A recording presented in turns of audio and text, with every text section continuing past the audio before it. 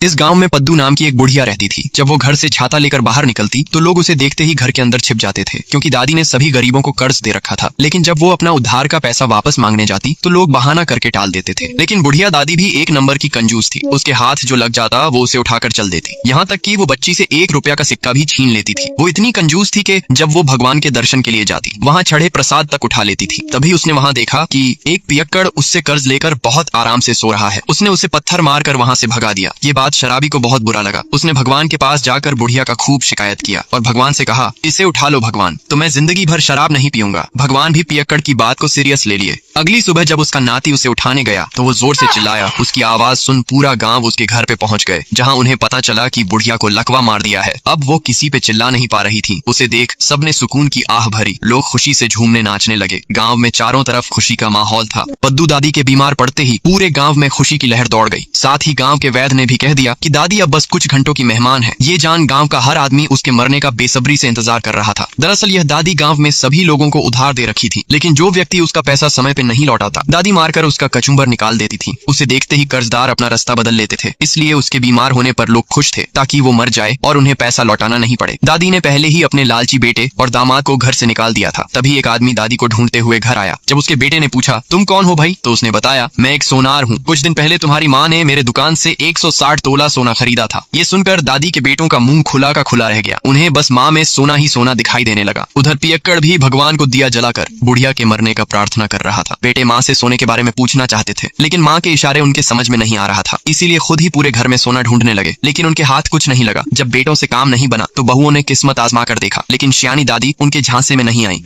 लाख कोशिशों के बाद भी जब सोने का पता नहीं चला तो बुढ़िया के बेटे परेशान हो गए। तभी पेन्नी ने टीवी पे एक डॉक्टर को देखा जो इशारों की भाषा समझ सकता था। वह भागकर बुढ़िया के बेटों को ये बात बताया। उन्होंने तुरंत डॉक्टर को अपने घर बुलाया, जहां डॉक्टर ने दादी के इशारों को नोट करता गया। फिर उसे समझकर बताया कि इनके पास बहुत सारा सोना है जो वो अपने तीनों बेटों में बांटना चाहती है। अगर तुम्हें सोना चाहिए तो माँ का इलाज करवाओ। तभी अचानक से दादी की तबीयत और बिगड़ गया। ये देख भाइयों ने जल्दी से उन्हें उठाकर ट्रक में सुला दिया और तेजी से शहर के अस्पताल में ले गए। इधर पूरा गाँव 2 गुटों में बंट गया था। कुछ लोग चाहते थे कि दादी मर जाए ताकि उनका कर्जा माफ जाए। वहीं कुछ लोग उसे बचाना चाहते थे ताकि उनसे छुपा हुआ सोना के बारे में जान पाए। वो लोग तुरंत उन्हें इमरजेंसी वार्ड में लेकर गए, जहां डॉक्टर ने उनकी हालत देखकर कहा, तुरंत पैसे जमा कर दो, इनका ऑपरेशन करना पड़ेगा। तीनों भाई अपनी पत्नियों के जेवर बेचकर माँ का इलाज करवा रहे थे। इधर गांव में तीनों बहुएं नन्नत की जासूसी में लगी थी कि कहीं घर का सोना उसके हाथ न लग जाए। लाखों रुपए खर्च होने के बाद आखिरकार दादी ठीक हो गई। ये खबर सुनते ही तीनों भाई झूम उठे। जब डॉक्टर ने कहा, अब आप उनसे मिल सकते हो, तो तीनों भाई खुशी से झूम उठे। फिर वो लोग माँ के पास जाकर पूछे कि माँ, हम आपका इशारा समझ नहीं पाए थे, अब बता दो सोना कहाँ छुपा के रखी हो। तब माँ ने कहा, कौन सा सोना? मैं तो पंखा बंद करने को बोल रही थी। बिजली का बिल क्या तेरा बाप भरेगा? ये सुन तीनों भाई दुखी हो